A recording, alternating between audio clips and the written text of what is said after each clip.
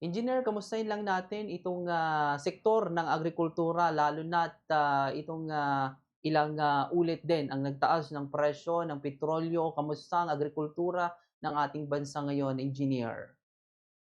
Yeah, so far ano 'no, mas in spite of, increase ng, price ng fuel, yung farm gate price, nanatiling mababa 'no. Bale, kung kumpara lang natin yung, product ng, itong pork, itong chicken, sa farm gate price 'no, compared dun sa, panahon nung 2024 'no, yung presyo ng pork, yung, February 2024 nasa, farm gate nasa 188, March, 2024 191 'no. Etong March, 2024, April, 194 'no, yung farm gate. Nung 2025 February nasa 214 no, 214. March 2025, 215. Tsaka April 2025, ang farm gate 212. Mm. Pero ngayon, itong taon na ito, ang presyo ng farm gate price ng baboy nasa 160, nung March 165, itong April umabot ng 190. Mm. Kung ikumpara mo last year, mas mababa pa yung presyo, no, yung farm gate. Same with chicken, kung makita natin, April 2024, nasa 128, no? Etong April 2025, nasa 123. Ngayon, April 2026, nasa 90 pesos ang farm gate. So kung makita natin yung presyo no, ng farm gate, hindi talaga tumaas. No? And bumaba pa. Pati itlog. Mm. Maniwala kayo, bumaba pa this year compared last year. So, ang inaano natin, yung economic team, hindi ito tinitingnan. No? Yung retail price ang tinitingnan nila. Dapat tukan ng DepEd ang value chain na sinasabi ng ating presidente. Yung retail ngayon mataas, hindi dahil dun sa farm gate price. No? Dahil dun sa value chain na dumadating dun sa merkado. Nabalita namin ang tinitingnan na naman ng economic team, ibaba yung tariff na naman ang tinitingnan nila. So, Mm. dapat maintindihan nila is dapat bantayan yung ating local production. Kasi kung bumaba itong local production natin, ang mga bansa ng other countries, kung humigpit, biglang huminto yung export nila, saan tayo kukuha ng pagkain? No? Mm. So, dapat hindi yung tariff ang tutukan ng ating economic manager. Dapat tulungan ang ating local producers. Yes, Engineer. Engineer, nabanggit niyo na bumaba ang farm gate price ng karne at mga itlog natin this 2026 kung ikukumpara nung 2025. Pero bakit, yung, retail price talagang mataas?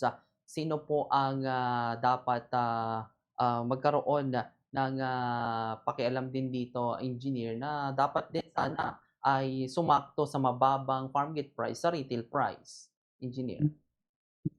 Yeah, for the past year kasi yun ang kino-complain natin. No? Dapat tutukan yung itong farm gate price to retail, yung value chain. Maski ang ating presidente, nung umupo pa lang, yun ang sinasabi. So, yung DepEd sana lumabas, no?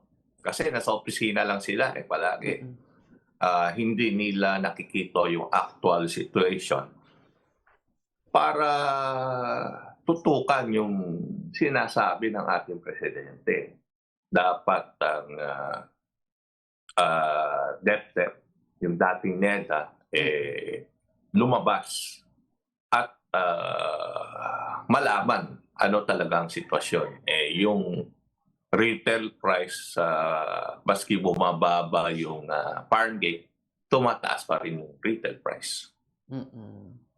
Yes, engineer. Hanggang kailan yung pong production po nito, engineer? We expect hanggang kailan po magtatagal? Yeah, ang problema natin is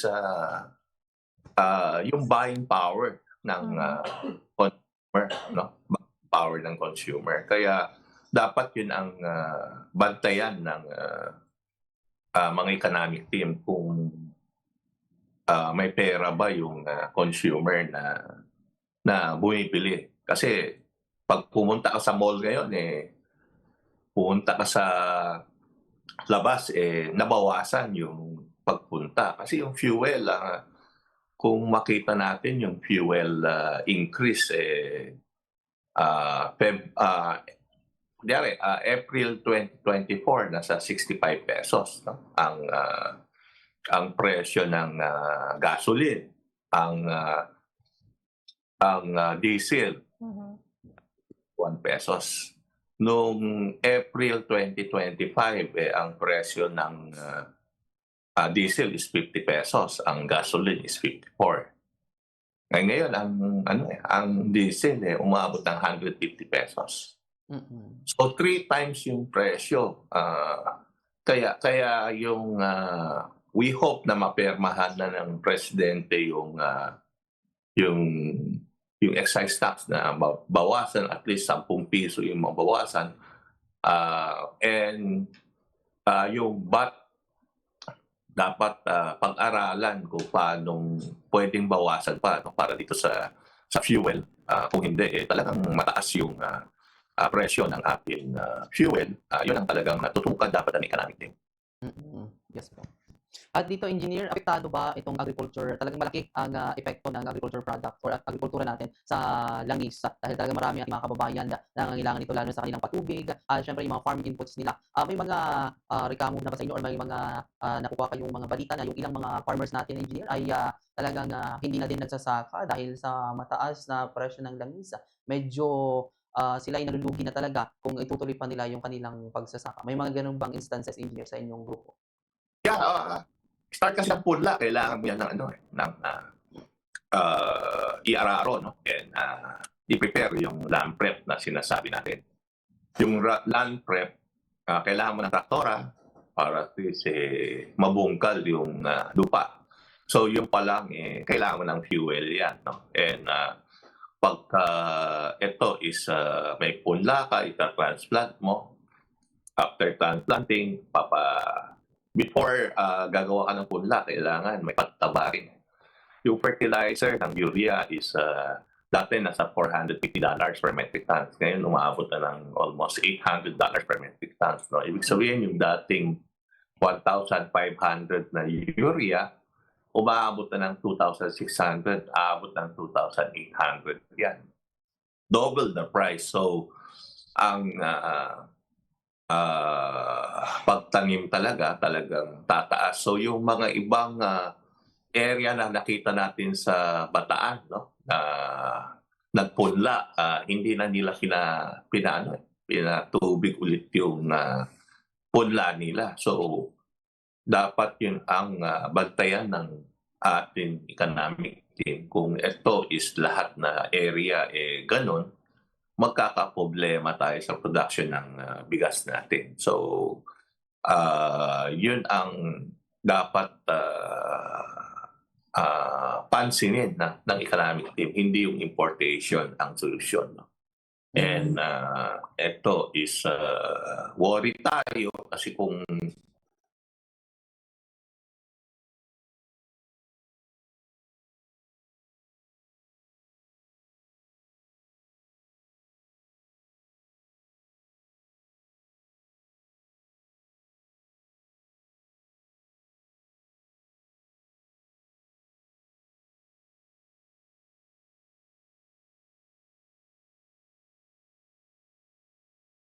gano'n ang mangyayari, talagang mababawasan yung planted area natin. Mm. Yes, Engineer. Engineer, you mentioned a while ago yung pagbaba po ng VAT. Your thoughts po dun sa sinabi ni Department of Finance Secretary na kapag ibaba daw po yung VAT ay makakaranas daw po ng pagkalugi. Ah, kasi yung fuel, ang laki ng tinaas, no? Kung makita natin kung yung dating binabayaran, yung base price na less than 65 to $70 per barrel, di ba? Dollars per barrel. Ngayon nasa almost medyo bumaba ng 90 plus. Yung difference nun is yung difference nun pwede yun ang bawasan dun sa VAT. No? Yung difference ng 70 to $94, umabot kasi ng $100 yan. Sabihin natin $94. Yung dollar na increase, dapat yun ang bawasan ng VAT. Hindi naman lahat ng VAT ang hinihingi natin. Yung portion ng tinaas, yun ang bawasan. Parang yung $20 plus, siguro tanggalin na sa VAT yun. Yan ang nakikita natin na hindi pa rin mababawasan yung koleksyon ng ating government. Dahil yung binawasan natin is yung increase. Yes, Engineer.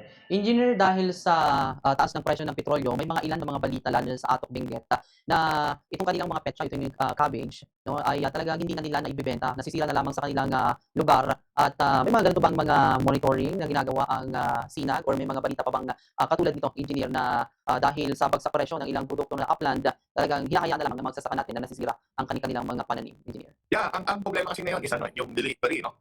Ayaw mag-pick up yung mga transport na dinadala doon sa Metro Manila. So, yung pagbaba ng farm to market doon sa bagsakan, kung bagsak yung presyo, hindi na rin nila kukunin yan. So, yun ang malaking problema natin. So, yun ang dapat tutukan ng ating gobyerno para makarating doon sa area ng kailangan ng gulay. No? So, na-report nga yung Benguet area na bumagsak ng almost 12 to 10 pesos lang yung farm gate ng namin. So, kung makita natin yung pagbagsak ng presyo, yung sa farm gate is hindi lang sa sektor ng livestock, no? Pati ang mga vegetable bumagsak. So dapat yung sinasabi ng presidente na value chain, yun ang bantayan ng DepEd. Ayusin ang DepEd. For the past years, yun ang problema natin.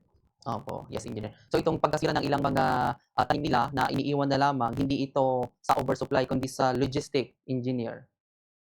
Yes, yun ang problema. Dahil tumaas yung fuel. Okay. Ganoon din po ba sa Pampanga, dahil yung mga itlog doon, Engineer, hinahayaan na lamang masira o tinatapon na lamang dahil din sa usapin ng gasolina, dahil may mga nakita din tayong mga balita patungkol dito, Engineer? Yes, so yun ang problema. Ang problema niyan, no, kung itong mga nag-aalaga uminto. Malaking problema natin yan. And ang spike ng presyo, maski bumaba yung fuel, tataas lahat ng produkto. No? And ito ang dapat tutukan ng DepEd. Hindi yung importation. Okay, yes. Speaking of their productivity, Engineer, may mga binibigay ba na tulong ang pamahalaan sa kanila, lalong-lalo na ngayon dahil ang sektor po ng agrikultura ang pinaka-apektado rin po sa nangyayaring pagtaas o patuloy na all price hike po? Yeah, itong all price hike, sinasabi nga natin dapat ayusin ng government, no? Kasi yung farm gate mababa. And yung pagtaas ng fuel, sinasabi na natin ang tagal na yung fuel ang may problema, no? Pero ayaw nilang ayusin yung fuel price, and kung ayaw nila ayusin, dapat may solusyon sila, no? Doon sa pag-deliver ng mga produkto natin. Yes, Engineer. Ayan, engineer, siguro mga mensahe, panawagan sa ating gobyerno patungkol sa ganitong nararanasan na krisis. Pero this week, inaasahan din na magbababa ang presyo ng ating petrolyo, engineer. Malaking tulong ba ito sa ating mga magsasaka? Kaya kung bumaba yan ng 10 piso na nabalita natin, no? Yung 150 magiging 140 pa rin. Mataas pa rin. No? Almost 98%, hindi lang 98%, 3 times ang increase pa rin ng fuel compare last year. So dapat yun ang tutukan ng economic team kasi nakita natin yung fuel ang malaking problema na apektado sa lahat. Okay. Ayan, engineer. Maraming salamat, engineer, sa inyong oras. Nakapanayam namin kayo patungkol dito sa nasabing usapin at suliranin ng ating mga nasa sektor ng agrikultura. At mag-ingat kayo dyan, engineer. God bless po. Maraming salamat. Magandang umaga. Thank you po. Aris natin mga kabombo, 50 minutos makalipas ang 9 ng umaga. At yan mga kabombong panayam natin kay Engineer Rosendo So, ang chairman ng SINAG o ang Samahan ng Industriya ng Agrikultura dito sa ating bansa mga kabombo. Na dapat itong patutukan ng economic team, ang DepDep, mga kabombo, itong mga nararanasang problema ng ilan sa ating mga kababayan, lalo na sa sektor ng agrikultura at hindi umano itong importasyon, itong kanilang mas tututukan, partner. Yes, correct ka dyan. At bagaman nakakalungkot, dahil gaya ng nabanggit ni Engineer Rosendo So, kapag sila partner ay tumigil sa pagsasaka, yan yung isa sa mga malaking problema natin. Dahil saan tayo kukuha, maging dependent na naman tayo sa imported products na dapat ay hindi kasi kilala ang Pilipinas sa mayaman sa agrikultura,